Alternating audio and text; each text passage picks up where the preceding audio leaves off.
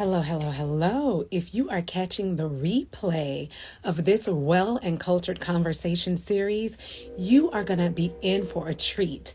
Tonight, we are in conversation with Tsadakeeyah, and that is Chef Tsadakeeyah Emmanuel of Majani Soulful Vegan Cuisine in Chicago. So, let me know how you enjoyed this conversation. Drop it in the comments below. And if you have any questions, comments, or curiosities, put them in the comments and I'll be sure to answer them.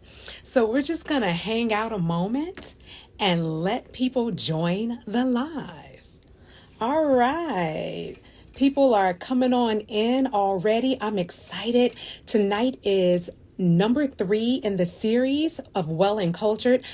The guest that we have tonight, y'all, and I don't even talk like that, right? So the guest that we have tonight is such a stellar guest, and all the guests are stellar, but this is a real longtime friend. This is an accomplished chef. This is an accomplished plant-based chef, and we'll talk more about that. And it is none other than Chef Tsadakeeyah of Majani Vegan Soulful Cuisine in Chicago. But I bet you it's so many things. Even if you know Chef Tsadakeeyah on this live tonight, I bet there are so many things that you don't know about him and the work that he does in the community and his affinity for flavor and food and all things herby, right? So we're going to let a few more people join, and we are going to bring Chef Tsadakeeyah on. All right. Now, I'm not all technical, but I'm getting better week by week. And so I thank you all for being patient with me. All right, we're going to invite Chef. As soon as he joins us, we will jump into conversation. But let me ask, where are you tuning in from? God, like this is almost like an order. It's like an order. Hello. Oh, wait, Chef T. An order like I don't want to do. He's Can you hear me? I can. But your screen is black. Oh, I gotta turn my camera around. There we go. Yes. All right, there you Can go. you hear me? I can hear you, but your head, I can't see your eyes. Pull your camera up a I'm bit. hearing you just fine. There I am. Hey, everybody. Yes. Hello. Welcome to our Well and Cultured Conversation. Although I could hear you just fine before, but I can't hear you now. Oh, wow. What about now? Can you hear me now? Yes, I can hear you now. Okay, perfect. Now listen, everybody that's tuned in, drop in the comments where you're tuning in from. We are going to just have a unfettered, unscripted, well and cultured conversation tonight with Chef, we like to call him Chef T, because for some reason, and you tell me how you feel about this, some people just cannot say Tsadakeeyah. How do you feel about that? When you look at Tsadakeeyah, it can be intimidating to say, but the T is silent. So once you realize the T is silent, then it's just phonetics. Okay, now you know, Chef Tsadakeeyah, that I am a vocal culturist, and there's this big movement going on right now, globally, as a matter of fact, and it's called My Name Is. And there's this app that will spell your name out phonetically, and they will give you a square where you can post it on your social media, you can put it in posts and things like that. So I am demanding from this point forward that people say your name. Got you. I like that. Yes. And so I want to invite all of those who are watching, tuned in with us. Don't be afraid. If you have any comments, questions, or curiosities, please drop them in the chat and we will address those comments. All right. Now, Chef T, you're a chef. Hello. It's in your title. Tell us, how long have you been a chef, and were you always a plant-based chef? I've been a vegan for 40 years. December 1st, 1981 is when I officially became a vegan. Wow. And I come from a family of 16, 14 by my mom, my dad had 14 by my mom. So food was always front and center. Yes. So as long as I could, as long as I can remember, as long as I could, as soon as I could look over the stove, um, I've been cooking. So it was a hobby, and probably one of the first jobs I had, the first couple jobs I have, was working in food service, and I think I had a talent for it. And the chef at the time at one of the restaurants I was working at in Baltimore was like, "Oh, you have the talent to be a chef," and I was like, "Come on, man, I will never." I've never had no interest in being a chef. Um, so ultimately, my hobby turned into a passion, and I realized that it was something that I wanted to do. And at that moment, like the moment I kind of declared it, I was in the Hebrew Israelite community, and Okay. they asked me to go to Atlanta. I was in D.C., Baltimore, and they asked me to go to Atlanta to run the restaurant there, and and just had success early on, and I transferred here to Chicago, and um, kind of went from there. So That's awesome. So I don't know if you all heard. Chef T said he has been completely vegan for 40 years, not 40 years. That's older than some of you all on this live right now, right? And so, but how long have you been a chef? I don't know if I remember that number. yes, so I've been a chef since 91. So yeah, so that's been 30 years. So 30 years as a chef and 40 years as a vegan. So you're not new Yeah. to this. You're true to this, right? You're not new Yeah, to yeah. Yeah, I mean, there there really weren't a lot of vegan cookbooks at the time. So a lot of what I learned was just doing research and just reading regular cookbooks and adapting it Yeah. to veganism, just trying to understand how to get the flavor, how to get texture. One of the things, I guess one of the disadvantages is that, because I started at such a young age, there's just, and because of my upbringing, being raised as Seventh Day Adventist, there's just certain things I've never had. Yeah. So I don't have that recall to say, oh, like I've never had barbecued ribs. I've never had, a lot of stuff that people are like, how do you never had that? But, so it's by, just by what I think it should be like. So some Yeah. things, that's just how it is. But, No. it's been an interesting journey. You just, some things you get in meditation, some things you get that are instinctive, but that's Yeah. how we've developed what I we've developed. I absolutely love that you said what you just said. You said some things are just kind of instinctive, some things are meditative, and some things it's almost like literally like spirit just says, okay, you never had barbecue ribs, but bam, there you go. And I've had your ribs, and I had barbecue ribs before I became plant-based, and I've been plant-based 21 years or 21 or 20. No, this is 22. Wow, 23 years I've been plant-based because I went plant-based in 99. And I've had your barbecue ribs. I can't even remember, you know how like I had them. I can't remember what real barbecue ribs were exactly Mm. like. But when I tasted yours, it did, kind of flash me back, give me that, that barbecue rib flavor.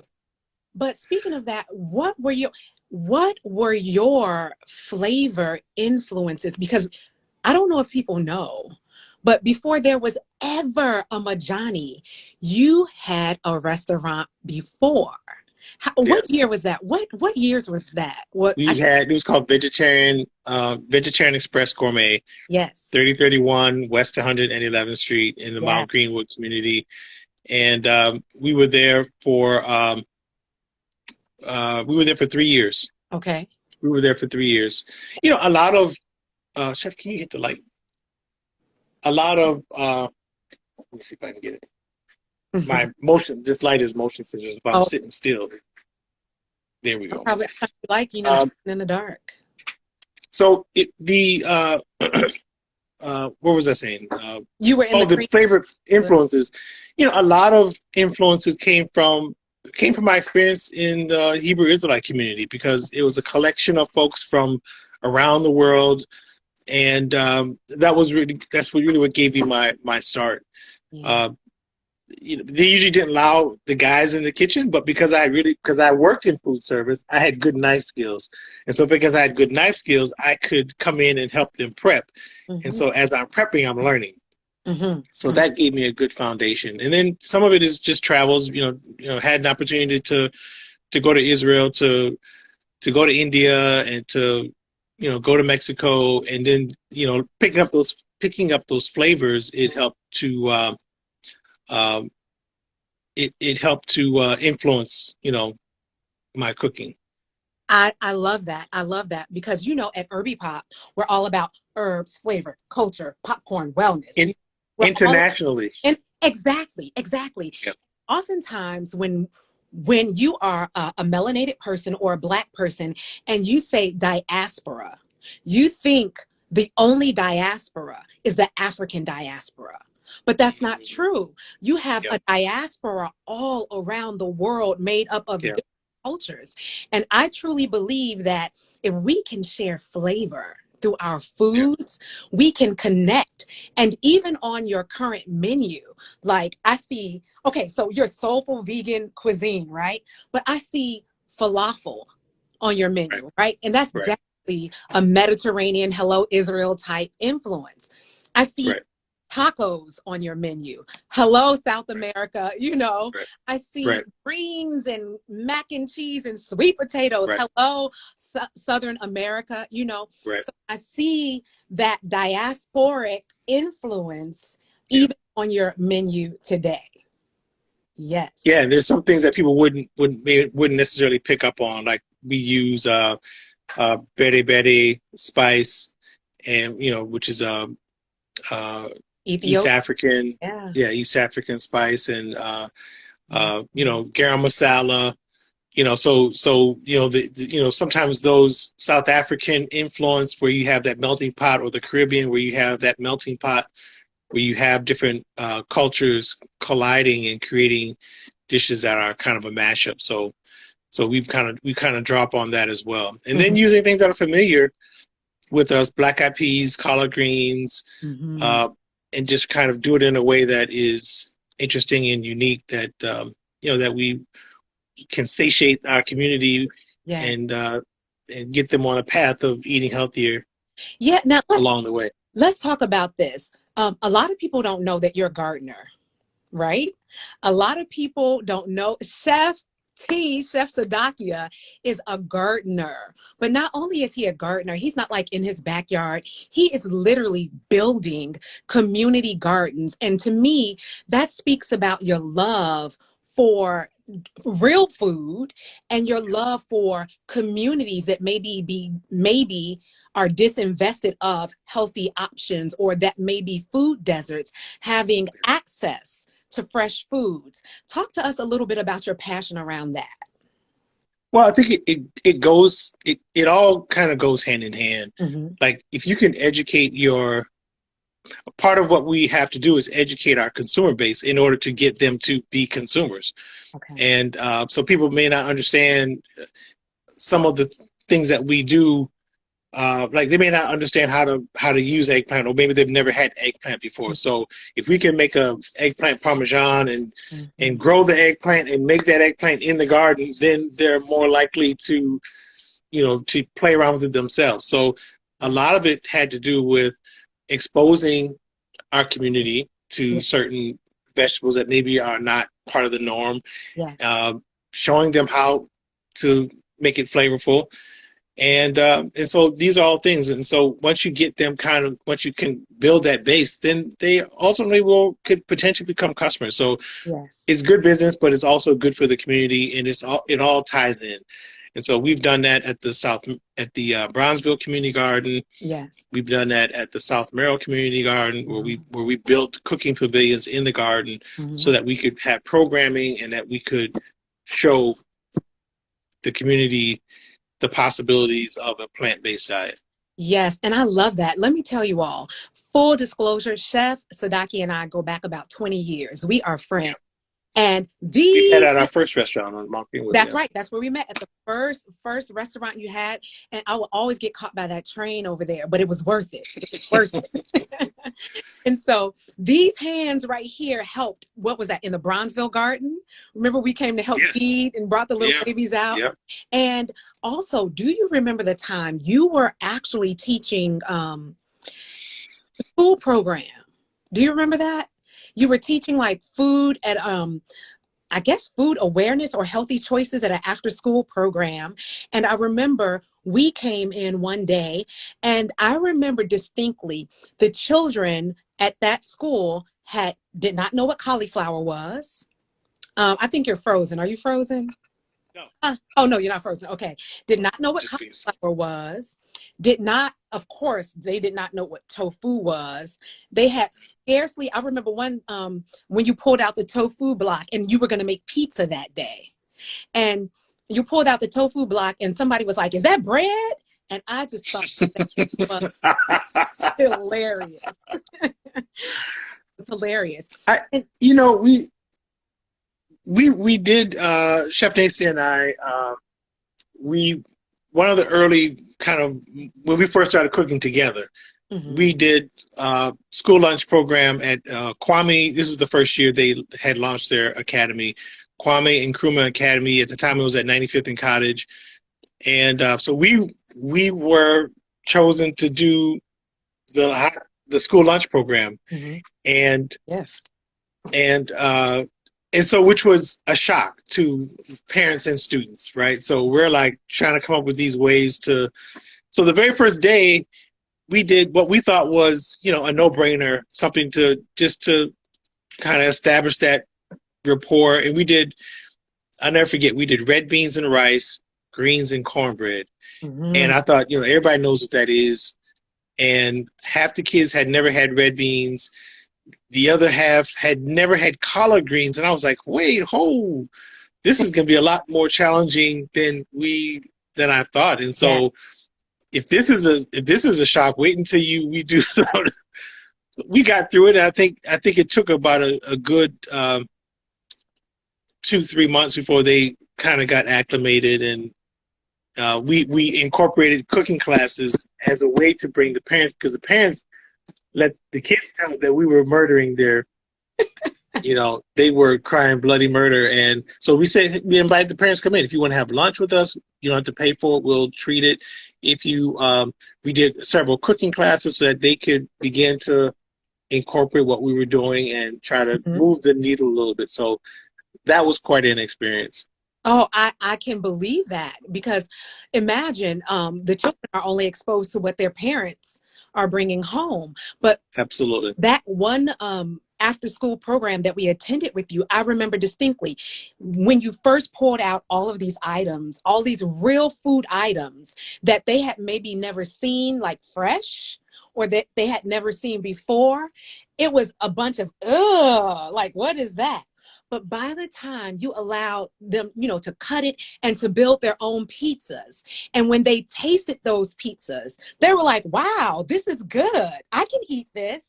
And so the gap was quickly closed. And that's the power of, you know, what the work that you do in the food. I want to tell everybody that's on right now, this is Chef Tsadakeeyah of Majani. And if you have never been to Majani, there is the location in South Shore. That's the location that was there from the beginning. That's the location that has the vibe check. Okay. That's where you want to go. And let me just tell you some goodies on the menu. Okay. If you go, you must try. I'm sure it's the #1 seller. Say it with me. Barbecue cauliflower. Yes. Yeah. I don't care if you say, I don't like cauliflower. You will like this cauliflower. I say, like, that's my litmus test all the time. I take people who are not plant-based and I'm like, you need this cauliflower. They, I don't eat it. They taste it. They're like, can I get some more? Can I get some more? So you have to try the barbecue cauliflower. You have to try the fried grits. Chef, I've had polenta, I've had fried polenta, but your fried grits are on a whole other level with that tomato gravy. So you all have to try the fried grits with tomato gravy. And you know what I know is a hit? Those oyster mushroom sandwiches and tacos. I think since we've introduced the oyster mushrooms, anything, taco, sandwich, wrap, Yeah. as a side. I mean, the oyster mushrooms have been it is one of the things, one of our top sellers for sure. Yeah. But do you know what my favorite is? Here's a this is a But friendship I, fact. This is a friendship. I would guess the soul bowl, the mac and cheese soul bowl. Actually, that is not my favorite. Somebody said the cauliflower gotta be trademarked. Pull me out of the lurk. I know that's all pumps. Listen, that cauliflower. And you know what I do? And tall pumps. I've known tall pumps uh, before my she, in between the restaurant. So it's Okay. I've known her for a good 17, 18 years, I Okay. suppose. Yeah. Okay, so you know we're telling the truth, tall pumps. Don't be afraid to testify in the comments, right? So, my favorite is actually, I know this is going to blow your mind.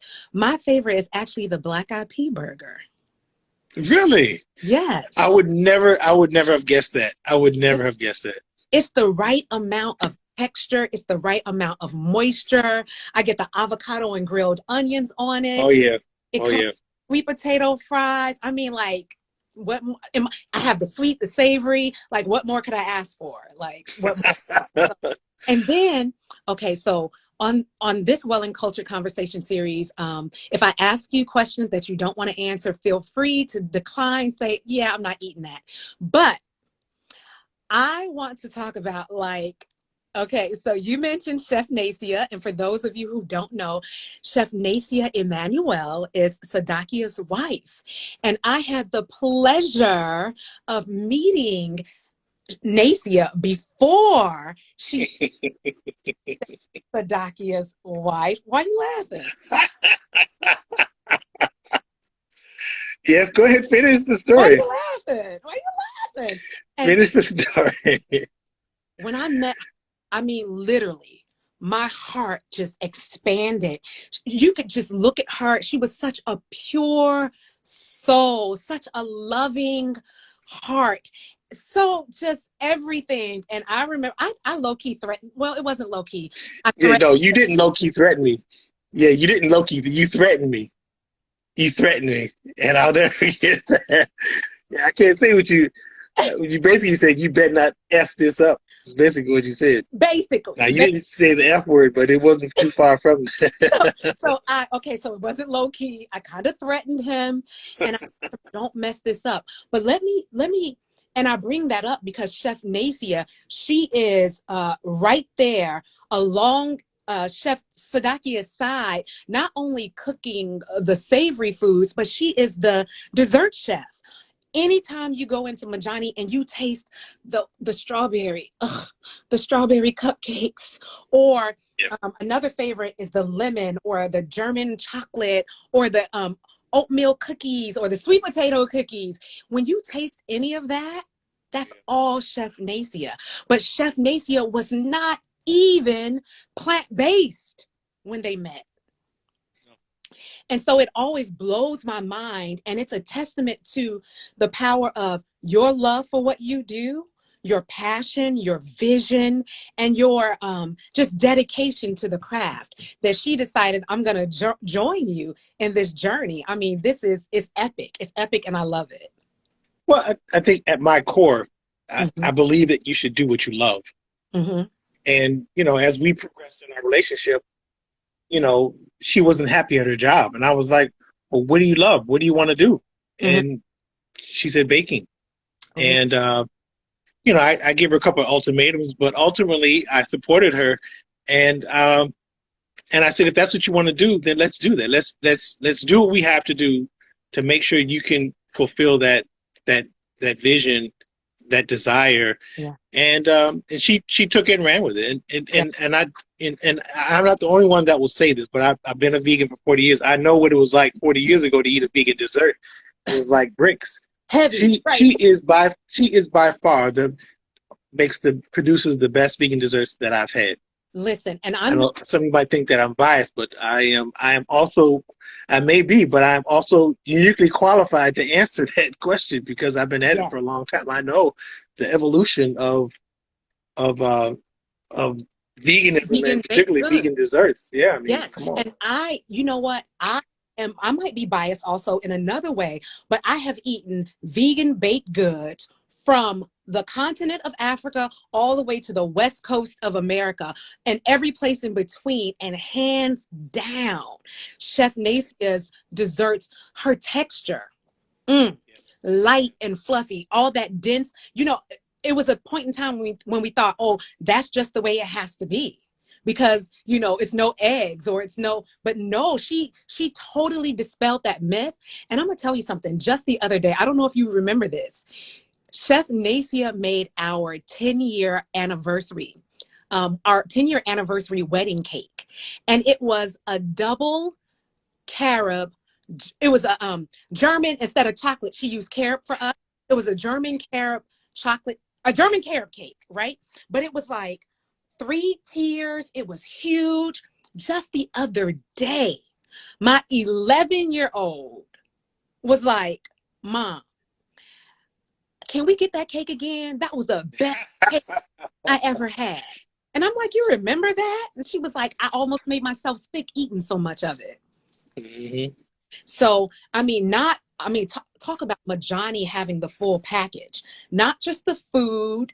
And I want to talk a little bit, not just about the food and the desserts, but I want to talk about how you are committed to whole foods, right? Yeah. And so in the last few years, we've noticed a trend in the vegan foods where everything is highly processed. I mean, it's made in a lab. It's not even real food, Yeah. but it's not, it's no dairy or no animal in it, right? So these things are qualifying for plant-based and vegan food, but they are not healthful. And I noticed, like, maybe a couple weeks ago, you made a post saying that it is not impossible to make real whole plant-based food. So Yeah. tell us a little bit about that. I mean, I think just because you put a label that something is plant-based, it doesn't necessarily mean that it is truly plant-based. Right. Like our philosophy early on was to make food that was local. Like foods, most of the things that we make, I can go to any grocery store, any local chain, and get ingredients and be able to put together, a meal. So, that's always been our philosophy. Yes. And we certainly could have gone down the path of, you know, that was beyond and impossible and all that stuff, and that is not our way, Mm-hmm. and it will never be our way. Yes. Everything that we make is we're making burgers from lentils. We're Mhm. making uh, burgers from black eyed peas, and so everything that we make, 99% of everything that we serve is made from scratch, and Yes. we're very proud about that. And I think that's what separates us from when we first opened up. There was 3 or 4 vegan restaurants in Chicago. Now there's over 30, Mm-hmm. and so that's what separates us, because you're not going to go anywhere else and get collard greens or a vegan gumbo or rice and peas, or all these things that require someone to have skill, true Yes. skill, in order to execute it. And I think that um, that's what we deserve. We Yeah. deserve food that your body can recognize, that can process and eliminate properly. And I think if you have a diet that's based on processed stuff, you can't get the true benefits of being vegan or plant based. And so that's Yeah. why we felt it was important to maintain that standard, Yeah. and that's what Majani is all about. I, Majani is authentic. It's I, authentic food. Like yes. half our staff, they walk to work, and that was important for us to be Mm-hmm. able to hire locally. Mm-hmm. You come to the restaurant, and you see these wooden tables that were made by us, and the Yes. ceiling that was made by us, and the exposed brick that we did. And so all these things are authentic. That's why it's an open kitchen. You Right. can see everything being made. There's no secrets. There's nothing to hide. It's honest Yes. vegan cuisine made fresh from scratch. And so that is our philosophy. That will be our philosophy. And that's the standard I for absolutely us. Love that. And you are 100% correct. Your commitment to authentic, real, whole foods is what continues to set you apart in the plant-based vegan restaurant game, especially here in Chicago. When I want some real food, first of all, my children, they're at home cooking all the time. I don't get out often, right? But, oh, speaking of that, I'll just tell you all, my son, he is 16 now. He once apprenticed under Chef Yeah. Tsadakeeyah just for a bit, and his knife skills. He was a little timid there with you, this big, impressive chef. But now I'm telling you, he has blossomed. His knife skills are amazing. And Chef T, I got to tell you, he just got a job working somewhere. And within a month, they're like, can you be our team lead? I'm going to tell you that offline. But Really? yes, That is amazing. yes, dude, That's awesome. your influence and the confidence that you gave him and him just kind of watching you over the years. So I want to thank you for that. So before I let you go, I want to know, where do you see yourself and Majani? Where do you see that going? What's your dream? What's your plan for that? What would you like to see manifested in this earth?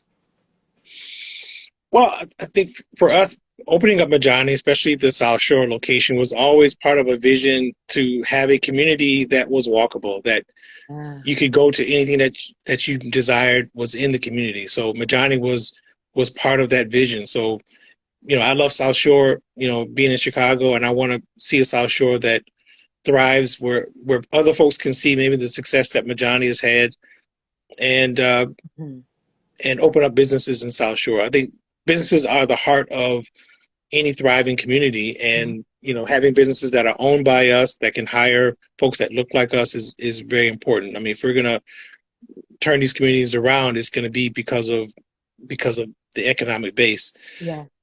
So that's kind of step one. And I think we've kind of, as we knock on year 5, May 25th will be 5 years. Wow. And I know, right? And so that's kind of was the first goal for us. But as we have now had a chance to kind of step back and take a look at it, I promised my wife 5 years. So what's next? For me, it's growing veganism in a way that can make more of an impact in the community. And I think what I'd like to see next is creating a vegan village, one that speaks to veganism globally, as we talked about earlier. What's the vegan movement like in Africa? What's it like in Thailand? What's it like and how can we bring a collection of highly skilled vegan chefs under one in one community and have a vegan village that can inspire the masses, and center that around other disciplines, and make that a kind of a go-to spot where you can truly have an economy of scale and have folks have inspiration and answers to whatever challenges they may be having from a health standpoint, from a spiritual standpoint. And I think food can solve a lot of problems if we embrace it and if we do it right. The vegan village sounds like a dream come true. I'm there. Look, can I sweep the streets of the village? Okay. Yeah, I mean, because what inspired me was being in New York to do a film shoot, and I wanted to go to like a bunch of restaurants. I mean, we're in New York, so what is the vegan scene in New York? Yeah. And just the time to get around to all these places, it just didn't allow us to get but 2 or 3 or 4. Yeah. And I wanted to get to like a dozen. And so that's what made me think about, man, we have the space in Chicago. Why can't we have a collection of places so when people come into town, they can have a full experience? Yeah. And at the same time, there's so much more good that you can do as a result of that. And that's what my next goal is going to be. I love it. If I can sweep the floors, if I can answer the telephones, whatever I need to do in the vegan village, let me know. Chef Tsadakeeyah, thank you so much for giving up part of your evening, because I'm sure it's still busy at the restaurant, to join me in this well and cultured conversation. And I ask all guests this final question. It sounds easy, but it may be very difficult. If there was only one herb, just one, that you had to use for the rest of your life, nothing else. Time. Thyme? Yeah. Not even That's close. woo! Oh yeah, not even close. That is impressive. I got to write that down. That is so impressive. And you know what? It immediately flashed my mind to the way you always, I don't know if you still do it, your sauteed broccoli always had sprigs of fresh thyme in it. Oh yeah. Oh yeah. Time is definitely the one that I think is most versatile, and I love the aroma, the pungency of it. So yeah, thyme is definitely my favorite herb. Oh, wow. Thank you. I didn't know that. Look, learning something new every day. Something new. Something new. So thank you so much. Once again, if you caught the replay, don't be shy to drop questions or comments into the comment section, and we will get back to you answering those comments and questions. So Chef Tsadakeeyah, Right. a wonderful evening. And believe it or not, the birthday girl requested, the 10-year-old is turning 11 tomorrow, and she requested Majani for dinner. So we'll be ordering a nice birthday meal. Awesome, and you can come and have a seat and dine in now. Finally, I know, right? finally. Woo! All right. I So know, right? fabulous All evening. right. Thank you so Thank much. you. All right. Bye-bye.